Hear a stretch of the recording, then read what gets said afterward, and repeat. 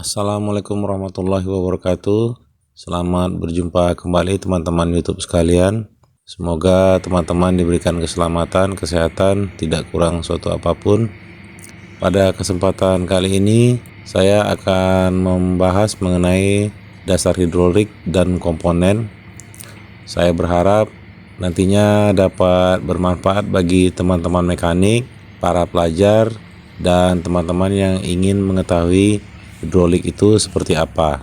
Hidrolik adalah salah satu sistem penggerak untuk mengendalikan mesin dan peralatan. Definisi hidrolik secara umum yang berasal dari bahasa Yunani, yakni hidro yang artinya air dan aulos yang berarti pipa. Sistem ini juga disebut dengan suatu mekanikal yang memanfaatkan fluida atau oli sebagai sumber tenaga yang mampu menggerakkan mesin utama dari sistem ini. Fluida yang ada dimaksudkan sebagai penerus gaya yang nantinya dapat diubah menjadi tenaga. Menggunakan prinsip dasar dari sebuah hidrolik, yakni apabila suatu zat cair mendapat tekanan, maka tekanan yang ada akan merambat ke segala arah. Pada gambar di bawah ini dapat kita lihat perkembangan penggunaan antara water hidrolik dan oil hidrolik dari tahun ke tahun. Di sini kita lihat bahwa oil hidrolik mengalami peningkatan mulai dari tahun 1906 hingga ke tahun 2000, dan penggunaan water hidrolik cenderung turun. Hidrolik yang sangat bergantung pada oli mineral yang digunakan sebagai fluida kerja menawarkan komponen sistem yang ringkas, berdaya tinggi, dan mudah dikontrol di berbagai bidang industri. Pada tabel ini menunjukkan pengiriman produk hidrolik per bidang industri yang berlaku berdasarkan data survei dari Japan Fluid Power Association pada tahun 2004. Total pengiriman melebihi 270 miliar yen, tidak termasuk produk hidrolik yang diproduksi sendiri oleh pemasok mesin konstruksi dan pompa power steering untuk mobil. Dapat kita lihat pada tabel ini mulai dari civil engineering machinery, agricultural machinery, plastic processing machinery, machine tools, dan pada bidang-bidang lainnya. Keuntungan hidrolik adalah sebagai berikut. 1. Memungkinkan kontrol kecepatan dan kontrol posisi yang mudah, memfasilitasi kontrol daya tanpa langkah, mudah mengubah arah gerakan, mampu mengakumulasi energi, menyediakan mekanisme keamanan yang halus, dan memungkinkan kombinasi dengan kontrol listrik. Dibandingkan dengan pneumatik dan hidrolika air, hidrolika oli memiliki beberapa keunggulan. Unggul dalam hal pelumasan dan ketahanan karat, serta mudah dirawat, mampu menyediakan sistem kompak yang beroperasi di bawah tekanan tinggi, dan lebih unggul dari pneumatik sehubungan dengan kekakuan kontrol dan kecepatan respons. Oleh karena itu dapat kita lihat tadi di tabel tadi bahwa penggunaan water hidrolik cenderung menurun. Dasar yang akan digunakan dalam sistem hidrolik dikategorikan sebagai berikut.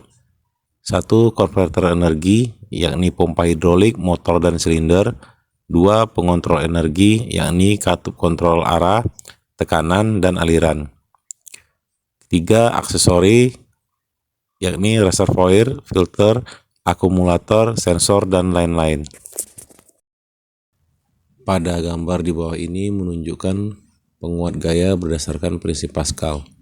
Penguat gaya ini adalah wadah tertutup yang memiliki piston-piston yang dapat bergerak, yang ditempatkan di kedua ujungnya. Tekanan di dalam wadah ini sama di semua tempat, sehingga menghasilkan persamaan P sama dengan F1 per A1 sama dengan F2 per A2. Dengan demikian kita dapat mendapatkan F2 sama dengan F1 kali A2 per A1. Gaya pada bagian penampang yang lebih besar, F2, diperoleh dengan mengalihkan gaya pada bagian penampang yang lebih kecil, di mana gaya F1 diterapkan. Subskrip 1 dan 2 mengindikasikan bagian penampang yang lebih kecil dan lebih besar dari piston. Masing-masing perpindahan piston sebanding dengan kebalikan perkalian rasio luas penampangnya. Gaya dan kecepatan silinder hidrolik. Ketika aliran hidrolik masuk ke dalam wadah tertutup dengan piston yang dapat bergerak, piston tersebut bergerak oleh gaya yang diterapkan pada permukaannya. Ini adalah prinsip dasar operasi silinder hidrolik.